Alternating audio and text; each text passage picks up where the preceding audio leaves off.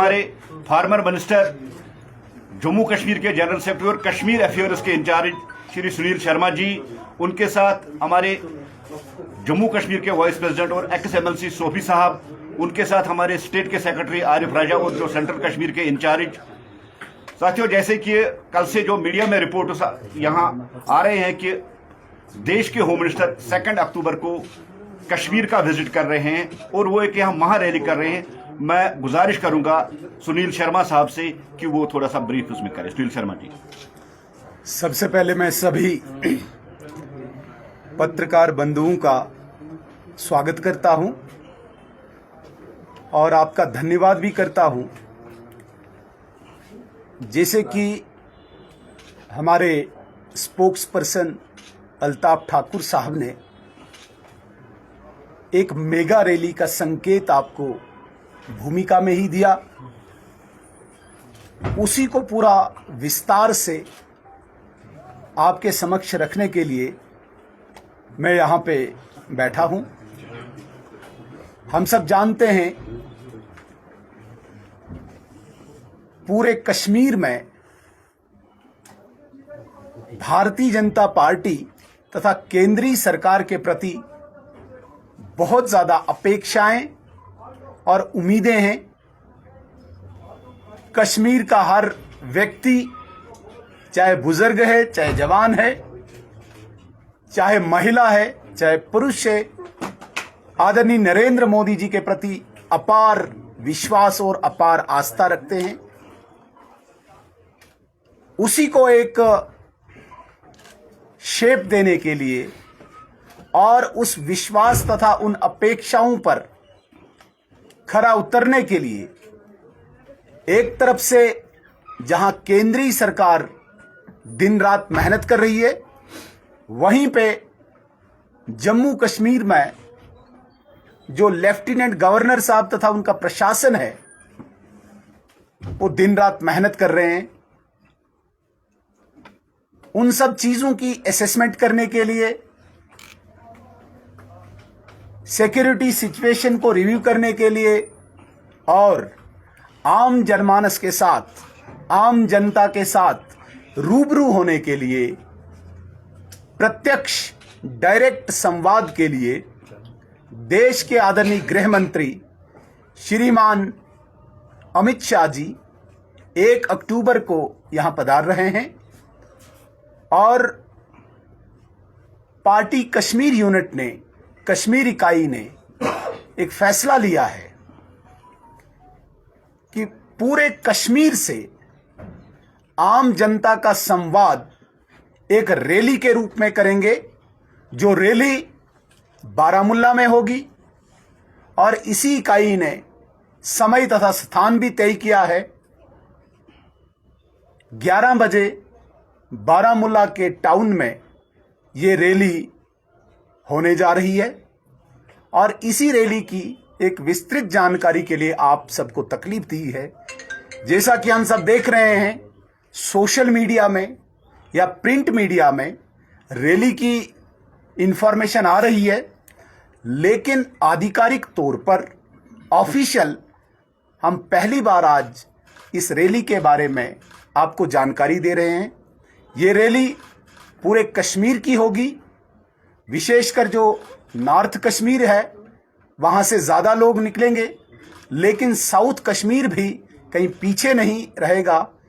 अनंतनाग से लेके पूरे बारामूला तक आम व्यक्ति आदरणीय अमित शाह जी को सुनने के लिए, संवाद के लिए वहाँ पे इकट्ठे होंगे और जो केंद्रीय सरकार द्वारा इस वक्त विकास के कार्य चल रहे हैं, डेवलपमेंटल एक्टिविटीज चल रही हैं, उनकी भी जानकारी आम जनमानस को होगी।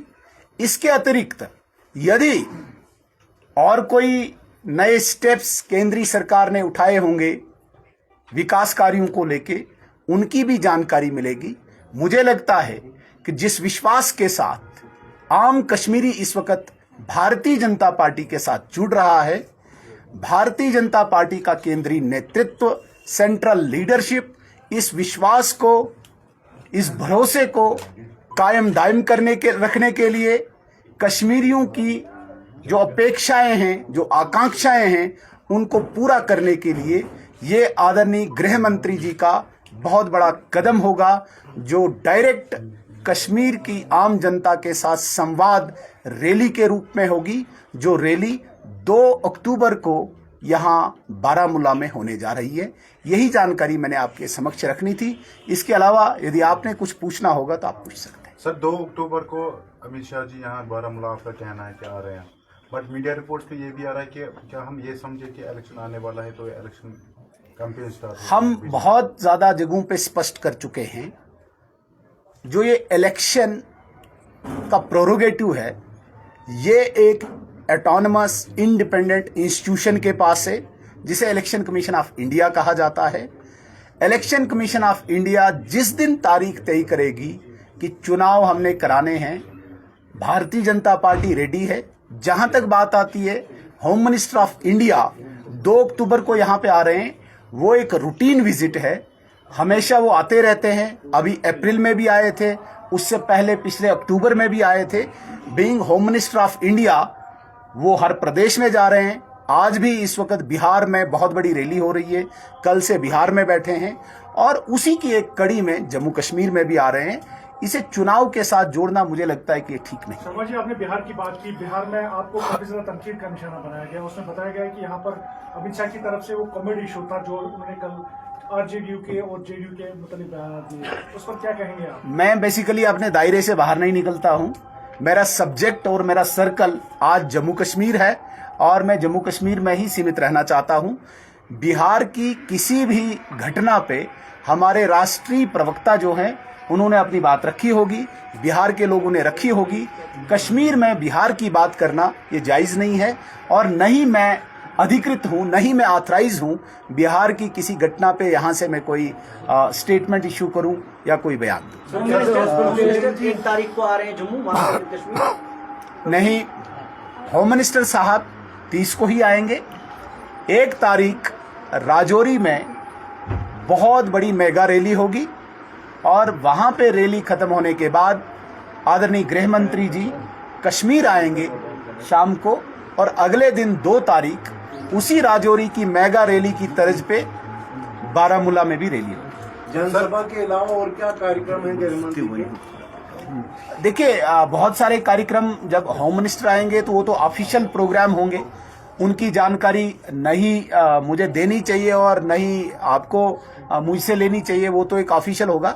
पार्टी के नाते से यहाँ पे डिफरेंट डेलीगेशंस मिल सकते हैं, अक्रॉस पार्टी लाइन मिल सकते हैं, इवन की जो यहाँ पे बिजनेस कम्युनिटी है in terms of traders, transporters, intellectuals, इस प्रकार के लोगों के डेलीगेशंस भी मिलाना हम कोशिश कर रहे हैं। और इसके अलावा जो पार्टी के सीनियर लोग हैं, उनके साथ पार्टी की गतिविधियों की चर्चा करना, ये भी यहाँ पे तय हुआ है। सर, कैंसर हॉस्पिटल के हवाले से जो कहा जा रहा है कि कैंसर हॉस्पिटल की जो नींव रखी जाएगी डाउनटाउन एरिया में, तो क्या उसका भी प्लान इसी दौरे में है?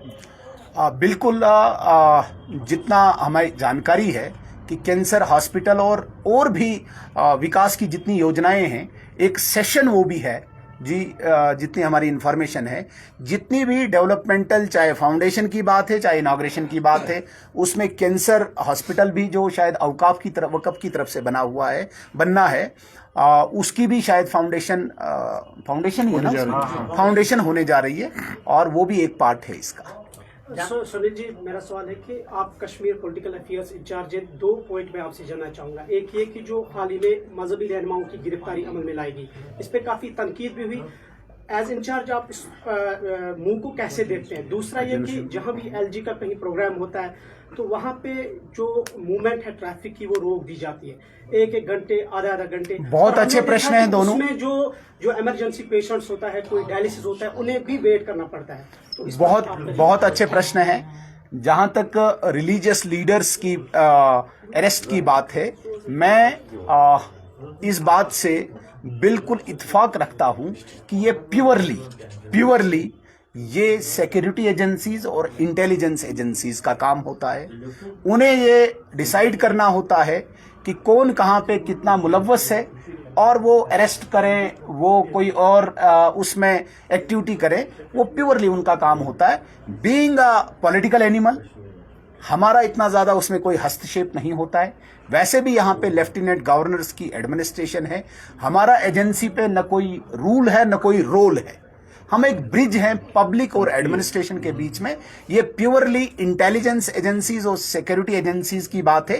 पूरे देश में ये मूव चल रहा है। जो भी करप्शन के चार्जेस हैं, एंटी नेशनल चीजों की एक्टिविटीज में जो भी इन्वॉल्व हैं, उस पे सिक्योरिटी एजेंसीज काम कर रही है और उसी कड़ी में कश्मीर में भी हो रहा है। ऐसा नहीं है कि कश्मीर में कोई स्पेशल ड्राइव चल रहा है या कोई स्पेसिफिक टारगेट किया जा रहा है, ऐसा नहीं है। एक मूव चल रहा है और जिस तरीके से भारतीय जनता पार्टी, केंद्रीय सरकार बिल्कुल कमिटेड है, वचनबद्ध है कि हमने एंटी नेशनल जितनी भी यहां पे एक्टिविटीज हैं इनको रूट आउट करना है, खत्म करना है, जड़ से उखाड़ना है। उसी के लिए एक यहां पे एजेंसी भी बनी है, स्टेट इन्वेस्टिगेशन एजेंसी।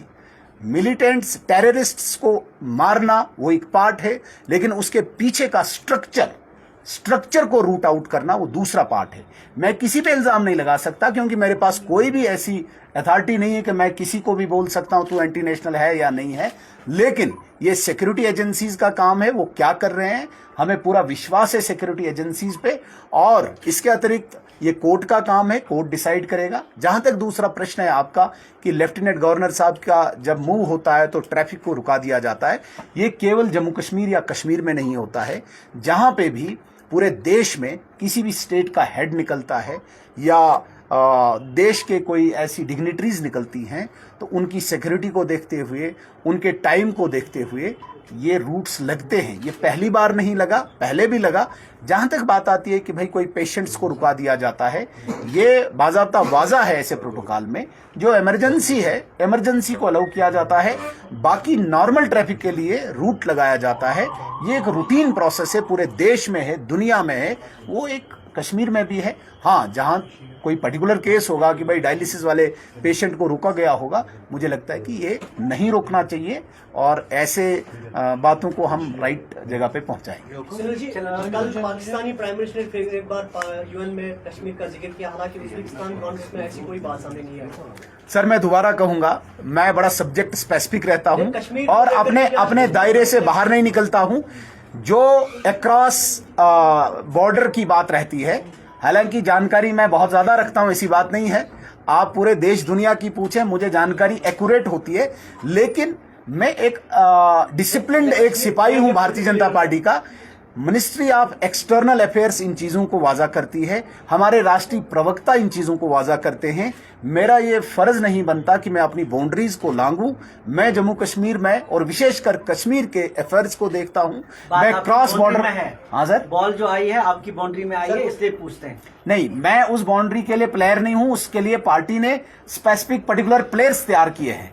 वो सरकार बोले कि बीजेपी से पूछ रहे हैं। चलिए, बस हो गया। यूएन में सवाल, यूएन में